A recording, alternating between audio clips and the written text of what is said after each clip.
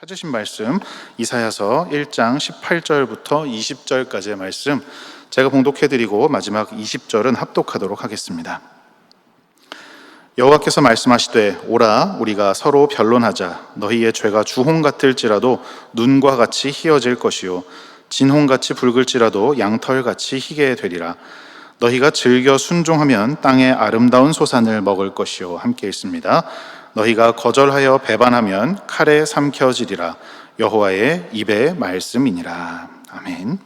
이 제게는 아마 죽는 날까지 제 자신에게 던지는 질문이 지 않을까 하는 그런 질문이 하나 있습니다. 어떠한 질문이냐면요, 마지막 날 숨을 거두는 순간에 나는 어떠한 생각을 하게 될까라는 질문입니다.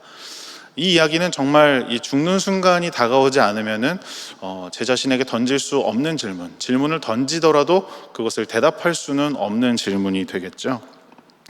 흔히들 죽기 전에는 내 삶의 모든 순간들이 책장 넘어가는 것처럼 넘어간다라고들 이야기를 합니다. 만약에 저도 그러한 것을 경험하게 된다면 그 책을 보면서 저는 어떠한 생각을 하게 될까? 나는 이 삶을 어떻게 살았는가라는 것을 한번 제 스스로에게 질문해 볼 것 같습니다.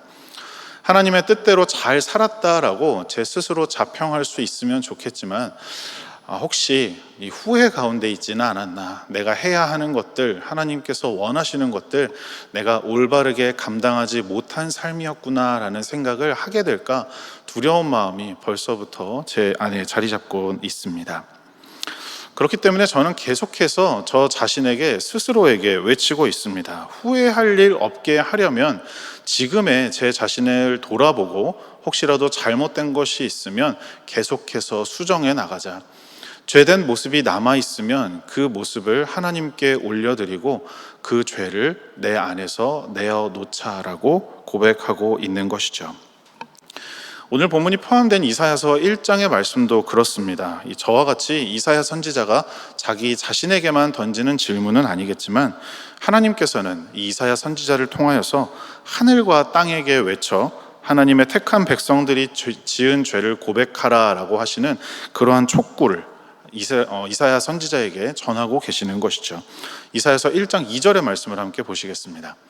하늘이여 들으라, 땅이여 귀를 기울이라. 여호와께서 말씀하시기를, 내가 자식을 양육하였거늘 그들이 나를 거역하였도다. 하나님께서는 우리를 하나님의 자녀 삼아 주셨습니다. 그리하여서 우리에게 계속 어떻게 살아가라 라는 말씀을 전해 주셨는데요, 우리가 그 말씀대로 따르지 않았다라는 것이죠.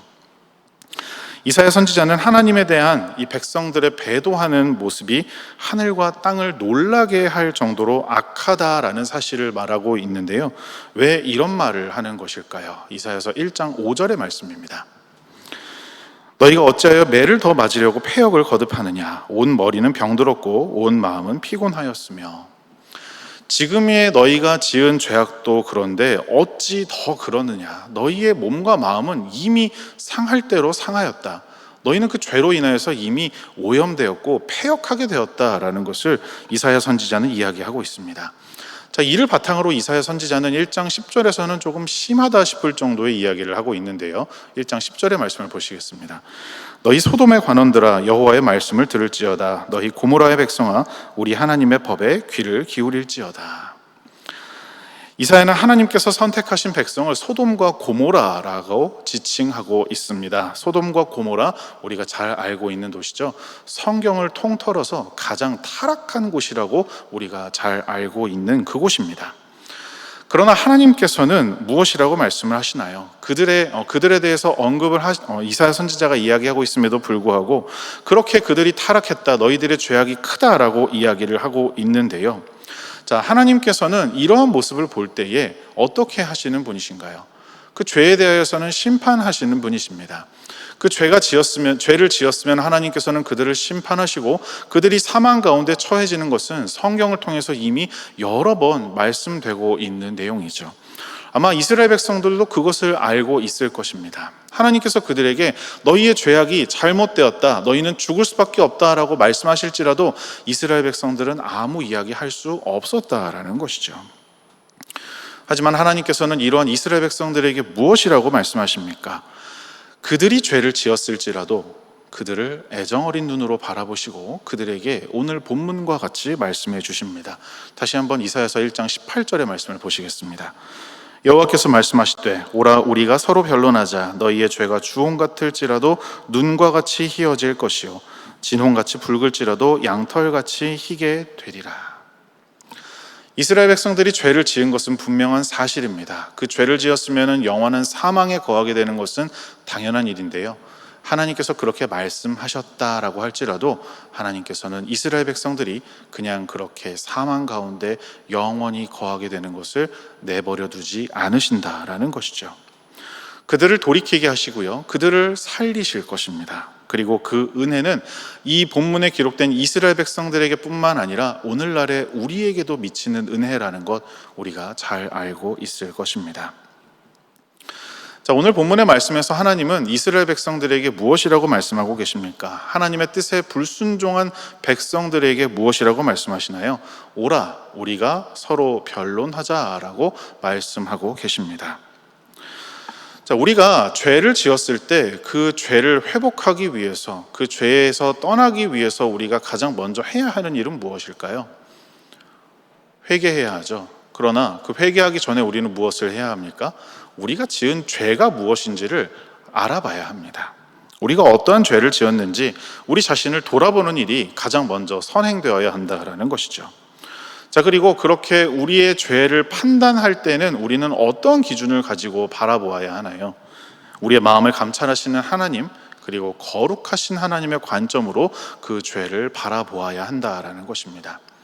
우리는 이미 죄를 지은 사람들이기 때문에, 죄로 인해서 패역해진 백성들이기 때문에 우리의 눈으로 그 죄악을 바라보면 그것이 죄처럼 보이지는 않는다라는 것이죠. 하지만 하나님의 관점, 거룩하신 하나님의 관점에서 바라본다면 우리가 이것은 아니겠지라고 생각하는 것들마저도 우리에게 죄악이 될 수 있다라는 것입니다.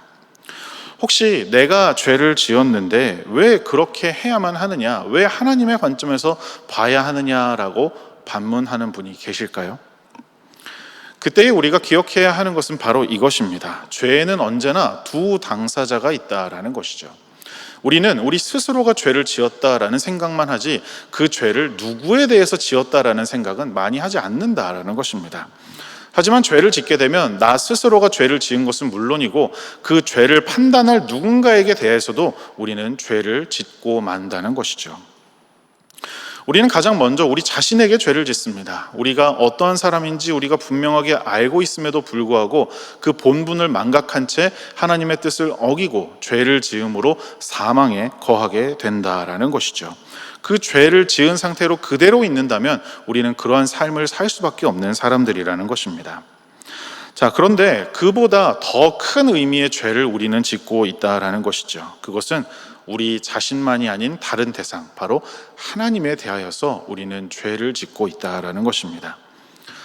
그분의 높으신 위엄을 생각하고 그 거룩하신 하나님을 생각하게 된다면 우리가 죄를 지었을 때에 우리가 그 극악하게 된 것, 우리가 패역하게 된 것, 그것은 이루 말로 할 수 없을 정도로 참혹한 것이 되고 말 것입니다. 우리는 죄의 문제를 단순하게 우리가 율법을 어겼구나라는 정도로만 치부하여 버리고 말기도 하는데요, 우리의 죄로 인하여서 우리에게 거절을 당하신 바로 그 하나님은 어떠한 분이십니까? 만물을 창조하신 하나님이시고 우리를 만드신 하나님이십니다. 자, 이것이 사실임에도 불구하고 내가 이렇게 죄를 지음으로 내 양심을 속이게 되었어라는 생각만 하게 된다면 그것은 우리의 죄를 올바르게 바라보는 관점이 아니라는 것이죠. 내가 이렇게 죄를 지음으로 인해서 하나님의 마음을 상하게 하였어라고 우리는 생각할 수 있어야 한다라는 것입니다. 그렇기 때문에 우리 마음속에 있는 악의 모습을 점검하기 위해서는 우리의 죄악을 하나님의 관점에서 바라보아야 한다라는 것이죠.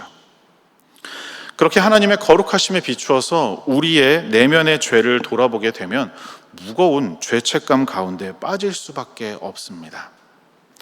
죄로 인해서 어두워진 우리의 눈과 우리의 관점으로 보아도 우리가 죄인이라는 것을 아는데 하물며 그 거룩하신 하나님의 관점에서 우리의 죄를 바라보게 된다면 그 죄는 더욱 검게 보일 것이고 더욱 크게 보일 것이기 때문이죠. 우리는 사회에서 이렇게 살아갑니다. 도덕, 그리고 법을 지키면서 살아가야 한다라고 말이죠. 그렇게 살아간다라고, 그렇게 살아가야 한다라고 우리가 교육을 받고 그렇게 계속 생각을 한다고 해서 정말 모든 것을 다 지키면서 하나도 어김없이 우리는 그렇게 살아가고 있습니까? 그러지 않는다라는 것이죠. 제가 이제 새벽에 올 때나 아니면은 뭐 집에 좀 늦게 퇴근할 때 꼭 지나가는 길이 있습니다. 저기 용산역 앞에 그 땡땡거리라고 하는 그 길로 들어가는 길인데요. 그 시간에 가다 보면요, 교통 신호를 지키는 분이 아무도 안 계십니다. 분명하게 신호등이 있는데요, 모두 다 그냥 신호를 무시하고 횡단보도도 지나가시고요, 차들도 신호를 지키지 않습니다. 기회만 되면 우리는 그렇게 죄를 지으려고, 법을 어기려고, 도덕을 지키지 않으려고 그렇게 노력하는 사람들이라는 것입니다. 그렇게 살아감에도 우리가 이 도덕을 지키면서 살아가야 한다라고 이야기함에도 불구하고 우리는 그것을 지키지 못하면서 살아가죠. 그렇게 할 수밖에 없는 이유 무엇이겠습니까? 하나님의 관점에서 우리의 삶을 바라보지 않기 때문입니다. 하나님께서 우리의 삶을 바라보고 계신다. 내가 이렇게 죄를 짓고 마땅히 지켜야 하는 것을 지키지 않으므로 하나님께 영광을 가리우게 된다라는 생각을 하게 된다면, 그 거룩하신 하나님의 이름에 우리가 조금이라도 흠을 낼 수밖에 없다라는 생각을 하게 된다면 우리는 죄로부터 멀어져야 한다라는 생각을 할 수 있게 된다라는 것이죠. 우리는 스스로의 입술로 우리가 죄를 미워한다라고 고백을 하지만 우리의 생각과 우리의 마음으로는 하나님을 초대하고 하나님께서 우리의 삶을 감찰하게 하시려는 노력은 하지 않는다라는 것입니다. 우리는 그렇게 죄에 빠져서 살아가려고 하는 사람들이라고도 할 수 있다는 것이죠. 그냥 세상이 보는, 도덕적으로만 나아지려고 하는, 그것도 다른 사람들이 볼 때만 그러하죠. 그렇게 살아가려고 노력은 하는데 하나님 앞에서는 우리가 거룩하여지려는 생각은 결코 하지 않으려 한다는 것입니다. 그렇기 때문에 우리는 모든 것을 바라볼 때에 하나님의 관점으로 바라봐야 합니다. 특별히 우리의 죄악을 하나님의 관점에서 바라보고 그것을 발견할 수 있어야만 합니다. 자, 그런데 이것이 문제가 됩니다. 왜 그럴까요? 우리를 포함한 죄인들에게 이것은 큰 문제가 됩니다. 그 이유는 불꽃 같은 눈으로 우리를 바라보시는 하나님의 입장에서 우리의 죄의 실체를 바라보게 된다면 우리는 그 죄에 대한 혐오스러움과 흉악함으로 인해서 경악을 금치 못할 것이기 때문이죠. 우리가 스스로 발견하지 못한 죄로 인한 부패는 분명 우리가 상상하는 그 이상의 모습을 보이게 될 것이기 때문입니다. 자, 이러한 사실과 상황에 근거해서 오늘 말씀에서 하나님께서 우리에게 변론하자라고 하신 말씀을 생각해 봐야 합니다. 사실 하나님의 이 말씀은 우리에게 있어서 굉장히 큰 은혜입니다. 그렇지 않습니까? 성경에서는 앞서도 말씀드렸지만 죄의 삭은 무엇이라고 기록을 합니까? 사망이라고 기록을 합니다. 죄를 지었다면 죽는 것은 당연하다라고 기록을 하는 것이죠. 그 사망은 누가 내리시는 것입니까? 하나님께서 내리시는 것이죠. 하나님께서는 그 양쪽 방편을 모두 마련하셨습니다. 하나님의 말씀에 따르고 하나님의 뜻에 순종하는 자들에게는 영원한 생명을, 하나님의 뜻을 따르지 아니하고 죄를 짓는 자들에게는 사망을 허락하실 것이다 라고 말씀하셨습니다. 그렇다면 우리가 죄악을 지었다면 우리는 사망에 이를 수밖에 없는 사람들이라는 것이죠. 하나님께서는 우리를 굳이 살리실 필요가 없다라는 것입니다. 성경에서 그렇게 말씀하였기 때문에, 그리고 공의로우신 하나님께서는 우리를 그냥 내버려 두셔도 우리가 할 말이 없다라는 것이죠. 하지만 하나님께서는 우리에게 이렇게 말씀하시는 겁니다. 우리가 서로 변론하자. 너희들 왜 그렇게 했어? 변론할 수 있는 기회를 주신다라는 것입니다. 한번 이야기해봐. 너희가 무슨 이유가 있을 거 아니야. 한번 이야기해봐. 이런 말씀을 하시는 것이죠. 우리에게 다시 한번 기회를 주시는 것입니다. 그냥 한번 죄를 지었다고 해서 영원히 죽음 가운데 떨어지는 것이 아니라는 것이죠. 그렇다고 해서 우리가 죄를 짓고 살아가도 된다고 말씀드리는 것은 분명 아닙니다. 자, 하나님께서 이러한 은혜를 우리에게 허락해 주셨습니다. 이것을 바라보게 될 때 우리는 또 한 가지 생각에 빠지게 되는데요. 무엇일까요? 바로 후회와 두려움입니다. 우리 인생에서 가장 심각한 문제와 마주치게 된 것입니다. 우리가 가진 죄의 그 극악함을 바라보게 된다면 우리는 매우 놀라고 두려워하게 될 것인데요. 마치 저는 그런 경험이 없기는 하지만 이 술을 마시면 정말 즐겁다고 하더라고요. 정말 즐거워서 막 그날에 제 친구들 이야기 들어보면 그렇습니다. 예술하는 친구들도 술을 마시고서 그림을 그리거나 음악을 만들면은 정말 그것이 아름답게 보인다라고 해요. 그런데 그 다음날 아침에 일어나서 술이 깨서 그것을 바라보면 쓰레기 같다라는 이야기들을 하더라고요. 우리가 지은 죄악도 그렇다라는 것입니다. 우리가 지을 때는 모르지만 그 죄의 참혹함을 깨닫게 된다면 우리는 그 죄악으로 인하여서, 우리가 지은 죄악으로 인하여서 놀랄 수밖에 없다라는 것이죠. 자, 이처럼 죄의 참혹성을 깨닫게 된 사람의 느끼는 절망은 정말로 참혹한 것입니다. 그가 더 이상 무슨 소망을 가질 수 있을까요? 앞서서도 계속 말씀드렸다시피 죄의 삭은 사망이라는 사실을 기억하고 있다면 우리가 지은 그 죄의 참혹함으로 인하여서 우리는 죽을 수밖에 없다라는 생각을 하게 될 것입니다. 이러한 자에게 하나님께서 밝은 빛을 드러내신다라고 한다면 어떻게 되겠습니까? 지금 생각하기에는 그래도 하나님께서 우리를 찾아주시니까 감사하다라고 생각할 수 있겠죠. 그런데 꼭 그렇지만은 않습니다. 이 어두운 곳에 한참 있다가 빛을 바라보게 되면 어떻습니까? 밝은 빛 이러면서 좋아합니까? 아니죠. 그 빛을 무서워합니다. 두려워하게 된다라는 것이죠. 내 치부가 드러나게 될까봐, 혹은 그 빛을 바라본 지가 너무 오래되어서 그 빛을 차마 바라볼 수도 없을 정도로 두려워하는 가운데 우리는 빠지게 될 수밖에 없다는 것입니다. 자, 그럼에도 불구하고 이러한 상황에서 우리가 해야 하는 일은 무엇인가요? 우리가 죄의 그 어두움 가운데 처해 있을 때 하나님께서 우리에게 빛을 비춰주신다면 우리는 무엇을 해야 하겠습니까? 그 빛을 바라봐야 합니다. 그 빛을 바라보는 것이 두렵다라고 할지라도 우리는 우리에게 비춰주시는 그 빛을 바라보고 그 빛으로 나아가야만 한다는 것이죠. 우리는 어두움 가운데 머물러서 살아갈 수 있는 사람들이 아니라는 것입니다. 하나님께서 성령의 역사하심을 통해서 우리로 죄를 깨닫게 하시는 때가 찾아온다면 우리는 더 이상 숨지 않고 하나님께로 나아가야 합니다. 왜 그렇습니까? 우리를 고통스럽게 하는 그 죄의 문제를 해결하는 해답은 우리에게 있지 않기 때문입니다. 그리고 세상에도 없기 때문입니다. 그 죄의 문제를 해결할 수 있는 것 오직 그 하나님께서 우리에게 비춰주시는 그 빛으로 말미암아 가능하다라는 것이죠. 그러면 우리는 문제가 있을 때 그 문제를 해결하려고 해야 하겠죠. 그 문제를 해결하기 위해서 빛 대신 하나님을 바라보고 하나님께로 나아가야 한다라는 것입니다. 우리는 성경에서 대표적으로 하나님께서 찾으실 때, 그 빛을 비춰주실 때 하나님으로부터 숨어버린 사람들을 알고 있습니다. 바로 아담과 하와죠. 그들은 하나님께서 그들을 찾으실 때 그 나무 아래 숨어서 하나님의 영광으로부터 자신들이 숨을 수 있다라고 착각을 하였습니다. 그런데 그렇지 않죠. 하나님께서 그들을 부르셨을 때 그들은 자신들의 죄를 고백하고 하나님께로 나아갔어야 하는 것입니다. 우리 역시 그렇습니다. 하나님께서 우리에게 죄를 깨닫게 하실 때에는 우리가 그 죄를 지은 몸이라고 할지라도, 그 마음이 있다라고 할지라도 하나님께로만 나아가야 한다라는 것이죠. 우리가 세상 가운데에서, 그리고 나 자신에게서 그 해결책을 찾으려 한다면 우리는 더 깊은 어둠 속으로 빠져버리고 말 것입니다. 그렇게 함으로 우리의 두려움이 원인이 무엇인지 우리는 알지 못한 채 살아갈 수밖에 없을 것인데, 그 비춰주시는 빛을 바라봄으로 말미암아 우리는 우리 죄의 문제를 해결하는 그 실마리를 찾을 수 있게 된다라는 것이죠. 그렇기 때문에 우리는 하나님을 바라봐야 합니다. 하나님을 바라보지 않는다면 우리가 느낄 수 있는 것은 영원한 절망과 참혹함, 그리고 두려움뿐일 것입니다. 그렇기 때문에 우리는 두려움 가운데에서도 하나님을 바라봐야 합니다. 그리고 오늘 본문의 말씀을 통해서 서로 변론하자라고 말씀하신 그 하나님의 제안을 받아들여야만 합니다. 그렇지 않으면 우리는 우리가 느끼는 고통 속에서 단 한 발자국도 벗어날 수 없을 것이기 때문이죠.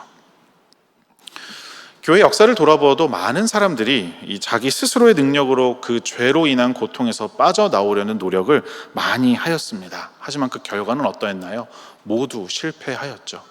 그것으로는 해결 가능한 문제가 아니기 때문입니다. 하나님께서 우리에게 서로 변론하자라고 말씀하신 것이 우리에게 놀라운 은혜로 다가오는 이유가 바로 여기에 있습니다. 하나님의 성품을 깨닫게 된 사람들은 혐오스러운 자신의 죄와 그리고 자신을 향한 진노하시는 하나님의 얼굴을 보면서 아무 말도 할 수 없었습니다.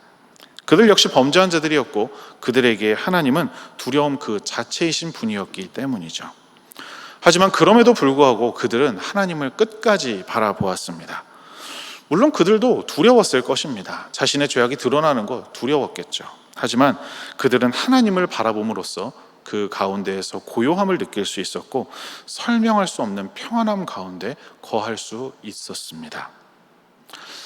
이상한 광경이죠. 하나님 앞에서 마땅히 두려워 떨어야 할 사람들이 눈을 감지 않고 오히려 고개를 들어서 하나님을 바라본다라는 것 말입니다.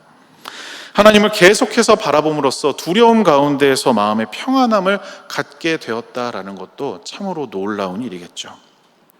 이 특별한 두려움, 그 두려움을 이겨내고 평안으로 나아가는 것은 하나님의 긍휼하심을 바라볼 때에만 가능한 일입니다. 우리 성도님들께서는 어려움이 닥쳐올 때 어떻게 하십니까? 기도를 기본적으로 하시겠고요. 주변에 도움을 구하는 분들도 계실 거고요. 내가 할 수 있는 모든 노력을 다 하곤 하시죠. 하지만 그렇게 해서도 해결되지 않는 문제들에 대해서는 어떻게 합니까? 그제서야 우리는 하나님께 나아오게 되지 않습니까? 그 모든 과정을 경험한 후에 우리가 깨닫게 되는 것은 바로 이것이 아닐까 합니다. 환난이 닥쳤을 때에는 하나님의 존재를 다시 한번 기억하는 것 이상의 일은 더 좋은 일이 없다라는 것이죠. 하나님께 나아가는 것만이, 하나님이 어떠한 분이신지를 알고 그분을 의지하는 것만이 우리에게 놓여진 문제를 해결할 수 있는 유일한 길이다라는 사실 우리가 잘 알고 있을 것입니다. 반대로 그 죄악이 드러남으로 인해서 두렵다라고 할지라도 하나님의 앞으로 나아가지 아니하고 그냥 그대로 그 빛을 숨어서 어떻게든 살아가려고 하는 사람들은 어떻게 되겠습니까? 그것은 가장 어리석은 행동이라는 것 역시도 우리는 잘 알고 있을 것입니다. 예수님께서 마태복음 10장 39절에서 말씀하신 것처럼 자기 목숨을 얻는 자는 잃을 것이요 나를 위하여 자기 목숨을 잃는 자는 얻을 것이다 라고 말씀을 하셨습니다. 우리가 그 빛된 하나님 앞으로 나아간다면, 그리고 예수 그리스도를 의지한다면, 그리하여서 우리가 죽을 각오로 죽을 것만 같은 그 고통으로 나아가게 된다면 우리는 영원한 생명을 얻게 된다라는 것이죠. 물론 하나님의 속성을 알게 될 때에는 우리가 이 하나님의 속성에 비추어서 우리 자신의 나약함과 무익함 역시 깨닫게 됩니다. 하나님을 아는 지식이 커지면 커질수록 우리 스스로가 얼마나 하나님에 대해서 큰 죄를 지은 죄인인가라는 것도 깨닫게 되죠. 적지 않은 분들이 이 단계에서 하나님을 떠나버리게 됩니다. 나는 하나님께로 나아갈 자격이 없어 라고 말씀하시는 것이죠. 죄를 지었기 때문에 그 거룩하신 하나님 앞으로 나아갈 수 없어 라고 이야기를 합니다. 하지만 나의 본래 모습을 발견하는 것, 그리고 죄된 본성을 발견해서 하나님 앞으로 나아가는 것은 우리에게 굉장히 유익한 일이 됩니다. 그렇게 함으로 우리 자신을 부인하고 온전히 하나님만을 의지하는 삶을 살아가고 또한 그렇게 하나님을 높여드리는 가운데 우리가 거하게 된다면 얼마나 우리가 하나님의 은혜를 경험하게 될지 저는 가늠할 수도 없습니다. 우리는 지금까지 모두 그 은혜를 경험하면서 살아오고 있는 것 아니겠습니까? 또한 하나님과 우리 자신의 모습에 대해서 바르게 깨닫게 된다면 우리 주변의 모든 사람들, 그리고 우리 주변에 가지게 되는 그 환경 가운데 가지게 되는 모든 관계와 우리 주변에 일어나는 모든 일들에 대하여서도 우리는 바른 인식을 가지게 될 수 있다라는 것이죠. 죄로 인해서 가리워진 우리의 눈을 밝게 뜰 수 있는 것이 바로 하나님으로만 가능하다라는 것을 우리는 알고 있다라는 것입니다. 천국은 어떠한 곳이며 또 음부는 어떠한 곳인가? 하나님께서 우리에게 주시는 은혜는 어떠한 것인가? 세상에서 말하는 것들이 옳은 것인가 그른 것인가? 우리는 올바르게 판별할 수 있는 지혜를 갖게 된다라는 것입니다. 그렇기 때문에 우리는 우리를 감찰하시는 하나님과의 변론을 두려워하지 않아야 합니다. 만약에 오늘 우리가 이 하나님께서 우리에게 하시는 제안, 서로 변론하자라고는 하나님의 그 은혜의 제안을 거부하고 우리 스스로만을 의지하여서 우리가 지은 죄의 문제를 우리 자체가 다루려고 한다면 우리는 그 문제로 인해서 더 깊은 나락으로 빠지게 될 수밖에 없을 것입니다. 왜 그러한 일에 우리는 우리의 시간과 노력을 투자하고 있는 것일까요? 반대로 한번 생각을 해보겠습니다. 그 노력과 시간을 반대의 경우에 한번 투자해 보시면 어떻습니까? 우리 스스로의 노력으로 하는 것이 아니라 하나님께로 나아가려는 노력을 한다는 것 말입니다. 그렇게 한다면 우리가 어려운 가운데 처하기보다는 우리의 모든 문제를 해결받을 수 있을 것인데요. 오늘 본문은 하나님의 사유하심에 대하여서 말씀하고 있습니다. 이 성경의 표현을 그대로 사용했기 때문에 사유하다라는 표현을 말씀드렸지만요, 이것은 죄를 용서하여 준다라는 뜻을 가지고 있는 표현입니다. 오늘 본문 18절에서 변론하자라고 말씀을 하셨는데요, 한번 성경을 보실까요? 그 뒤에는 어떠한 내용이 기록되어 있습니까? 변론하자 그 뒤에는요, 너희의 죄가 주홍 같을지라도 눈과 같이 희어질 것이요 진홍같이 붉을지라도 양털같이 희게 되리라 라고 기록을 하고 있습니다. 자, 만약에 하나님의 성품 중에 긍휼하심이 없다면 어떻게 될까요? 그냥 우리를 공의로우신 하나님께서 우리의 죄를 그대로 심판해 버리시면 될 일입니다. 하지만 어떻습니까? 하나님께서는 우리에게 변론하자라고 말씀을 하십니다. 그리고 그 이후에 너희의 죄가 희게 될 것이다 라는 말씀도 바로 해주고 계시는 것이죠. 하나님께서는 이처럼 긍휼하신 분이시며 사유하시는 분이십니다. 성경은 이러한 하나님의 모습에 대해서 여러 곳에서 기록을 하고 있는데요, 대표적으로 두 구절만 한번 찾아보겠습니다. 시편 130편 4절의 말씀입니다. 그러나 사유하심이 주께 있음은 주를 경외하게 하심이니이다. 요한일서 1장 9절의 말씀입니다. 만일 우리가 우리 죄를 자백하면 그는 미쁘시고 의로우사 우리 죄를 사하시며 우리를 모든 불의에서 깨끗하게 하실 것이요 라고 기록을 합니다. 하나님께서는 우리에게 이렇게 하시는 분이시라는 것이죠. 그렇기 때문에 우리가 죄를 지었다고 해서 하나님 앞으로 나아가지 않고 우리 스스로의 노력으로 무언가를 하려고 하는 생각은 어리석다라는 것 다시 한번 깨달을 수 있게 될 것입니다. 우리가 그 죄를 지음으로 인해서 그때에 우리에게 비춰주는 빛으로 인해서 두려움 가운데, 그 가운데서도 담대함을 가질 수 있는 이유는 바로 하나님께서 말씀을 통해 친히 자신의 긍휼하심을 나타내셨기 때문입니다. 만약 하나님이 그런 분이 아니시라면 우리는 하나님을 바라보면서도 어떠한 소망도 가질 수 없게 될 것이겠죠. 하지만 오늘 본문을 보시면 함께 죄의 문제를 변론하고 정밀하게 조사해보자 라고 말씀하신 그 하나님, 우리에게 먼저 다가와 주셔서 우리를 초청하신 그 하나님께서는 잠시 동안의 쉴 틈도 없이 우리의 죄를 용서하실 것이다 라고 말씀해 주고 계십니다. 우리의 죄를 용서하고 그것으로 인하여서 하나님을 경외하게 하는 것, 이것이 바로 하나님께서 우리를 창조하신 목적이라고 볼 수 있다라는 것이죠. 여러분, 우리가 하나님을 초청하였습니까? 하나님, 제가 가진 죄의 문제가 있습니다. 하나님, 먼저 좀 와주십시오. 우리 그 문제에 대해서 한번 논의해 보시지요 라고 우리가 먼저 하나님을 초청했나요? 아닙니다. 하나님께서 우리를 먼저 부르셨습니다. 하나님께서 우리에게 먼저 다가와 주셨습니다. 본문에서는 분명히 하나님께서 먼저 하신 것이라고 기록을 하고 있습니다. 여호와께서 말씀하시되 라고 되어 있죠. 하나님께서 먼저 말씀해 주시고 먼저 우리에게 오라고 말씀하셨고요, 변론하자라고 제안하셨고요, 우리의 죄를 희게 해주겠다라고 말씀하셨습니다. 만일 하나님께서 우리에게 죄로 물든 내 영혼의 깊은 곳에 내려가 봐라, 그리고 내가 얼마나 악한 존재인지를 살펴보아라, 나의 공의로 너의 죄를 용서하지 않겠다라고 말씀하신다면 우리는 어떻겠습니까? 만약 그러셨다라고 해도 우리는 아무 말 할 수 없는 사람들이지 않습니까? 하지만 하나님께서는 이렇게 말씀하신다라는 것이죠. 이제 와라. 와서 나와 함께 너의 마음 깊은 곳에 있는 악함과 부패함을 살펴보자. 그로 인해서 내가 얼마나 악한 존재인지를 알았다면 그 죄를 가지고 나에게 나와라. 주홍 같고 진홍 같은 너의 그 붉은 죄를 눈과 양털처럼 희게 해주겠다라고 하나님께서 먼저 친히 우리에게 말씀해 주고 계십니다. 하나님께서는 이렇게 하셔야 할 의무를 가지신 분이 아니십니다. 그리고 우리에게 그렇게 할 만한 가치를 우리에게 느끼지 못하셨을 수도 있어요.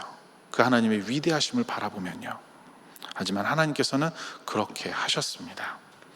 다시 돌아보고 싶지 않을 정도로 타락한 우리의 죄를 덮으시기 위해서 하나님께서는 하나뿐인 아들을 우리에게 보내주기까지 하신 분이시죠.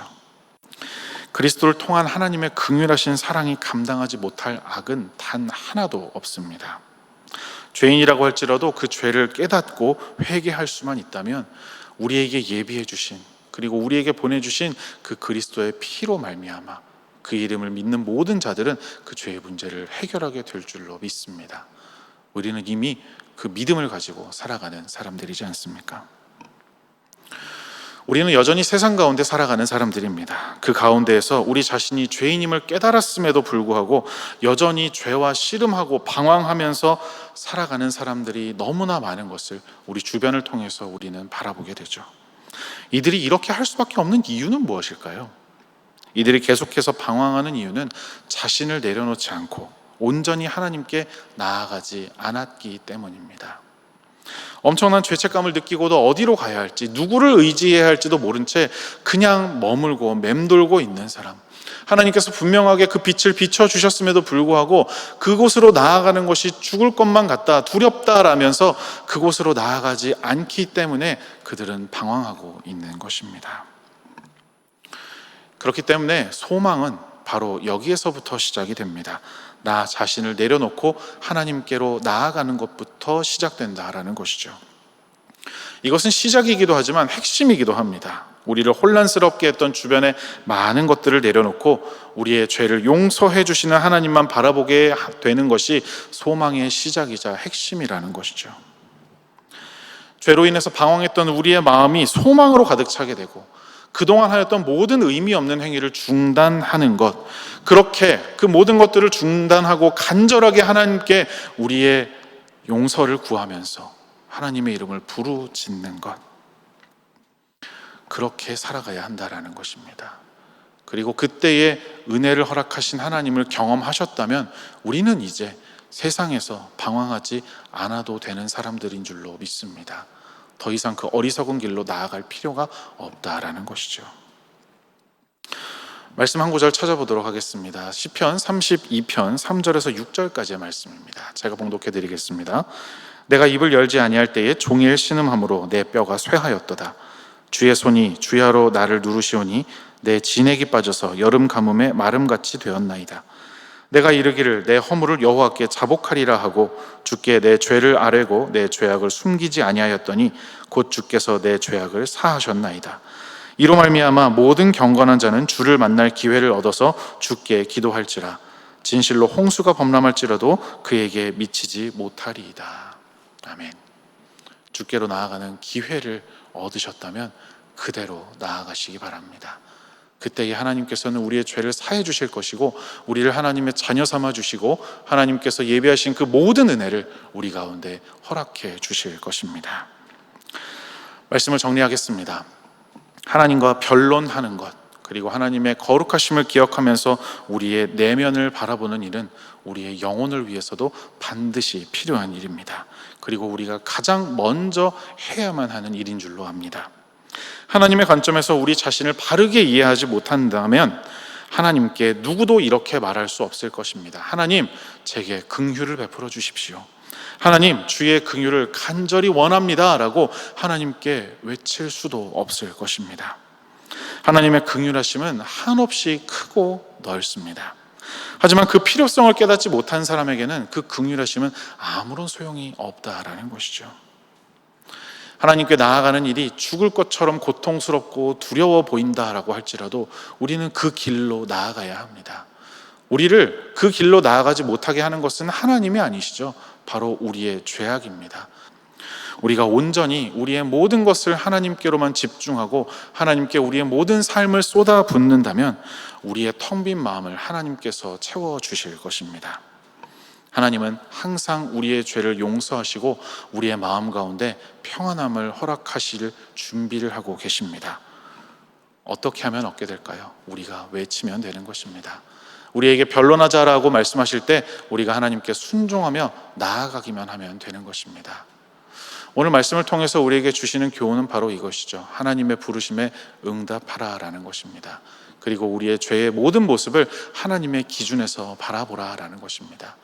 그것이 아무리 어렵고 두려운 일이라고 할지라도 그렇게 하는 자들에게 하나님께서 긍휼함을 베푸시고 또한 하나님이 어떠한 분이신지를 알게 하시며 그가 예비하신 모든 은혜를 우리 가운데 허락해 주실 줄로 믿습니다. 그 은혜를 사모하시는 우리 성도 여러분들, 그리고 앞으로도 그 은혜만을 바라보시며 살아가시는 우리 모든 신용산의 성도님들 되시기를 주님의 이름으로 축원드립니다. 기도하겠습니다. 사랑의 하나님 아버지, 감사드립니다. 우리를 먼저 부르시고 죽을 수밖에 없는 우리에게 긍휼을 베푸시어 영원한 생명을 허락하심을 감사드립니다. 우리가 무엇을 하지 않아도 우리에게 먼저 다가와 주시고 사랑하는 우리를 위해 하나뿐인 아들을 보내시어 그를 믿는 모든 자들에게 구원을 허락하심을 감사드립니다. 하나님, 우리 자신의 안에 있는 그 죄들을 다시 한번 돌아봅니다. 그 죄로 인하여서 우리의 삶은 무너질 대로 무너졌고 그리하여서 하나님께로 나아가지 못하는 최악의 상황까지 치닫게 되었지만 그러할지라도 하나님은 우리를 찾아주십니다. 우리가 찾지 않아도 하나님께서 우리에게 먼저 다가와 주시고 우리에게 말씀하시는 그 음성에 반응할 수 있도록 우리의 마음과 귀를 열어 주시옵소서. 그리하여서 하나님의 그 부르심에 응답하는 자들에게 예비하신 그 평안과 은혜를 우리가 경험할 수 있도록 도와주시옵소서. 지금까지 우리가 세상 가운데서 방황하며 살았다면 우리들 그러한 모습들 모두 내려놓고 이제는 돌이켜 하나님의 그 부르심에 응답하는 저희들 될 수 있도록 도와주시옵소서. 그 빛 대신 하나님을 바라보며 나아가는 것이 죄 가운데 있는 우리에게는 너무나도 두렵고 어려운 일이 될 수도 있겠지만 하나님, 그럴지라도 우리가 마땅히 해야 하는 것, 그것을 따르며 살아갈 수 있도록 도와주시옵소서. 하나님께서 우리에게 베풀어 주신 그 은혜에 감사드리며 하나님께 우리의 가진 것 중 일부를 올려드립니다. 하나님, 예물을 기쁘게 받아주시고 이 예물이 하나님의 나라에서 귀하게 사용되어질 수 있도록 주님 인도하여 주시옵소서. 감사드립니다. 모든 말씀 우리 주 예수 그리스도의 이름으로 기도드립니다.